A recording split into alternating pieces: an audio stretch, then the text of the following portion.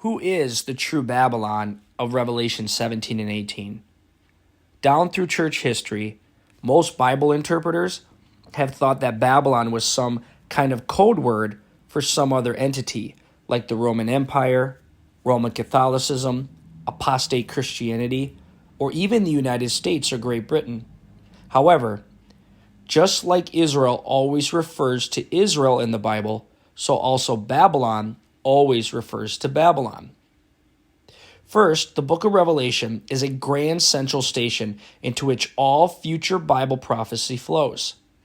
Dr. Fruchtenbaum explains it very well.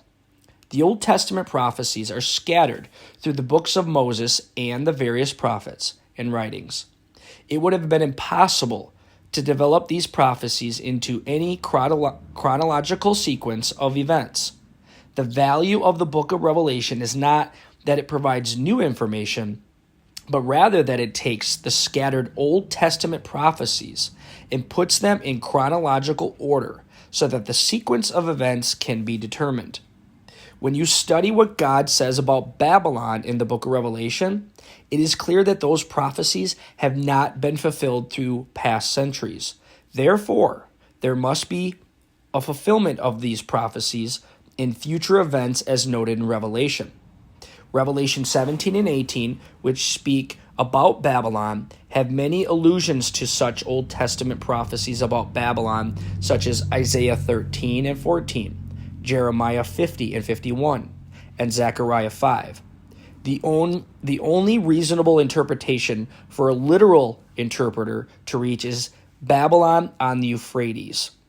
Dr. Robert Thomas goes on to say, in the future day, anticipated in the pages of this prophecy, this city will become the focal point for a religious system opposed to the truth of Christianity.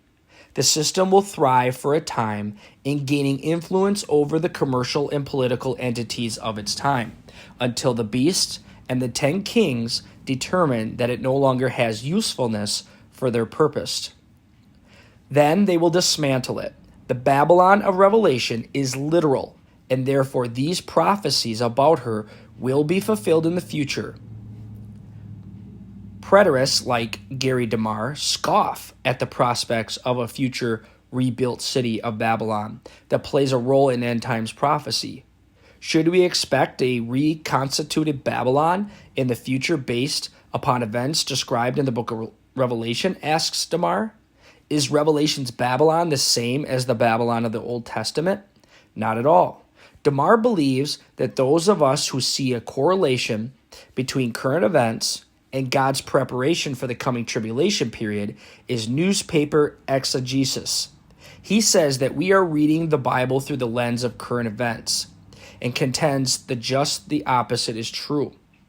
For many years, the literal interpreters of Bible prophecy have taught that Israel must return to the land before the tribulation, based on their understanding of the prophetic timetable.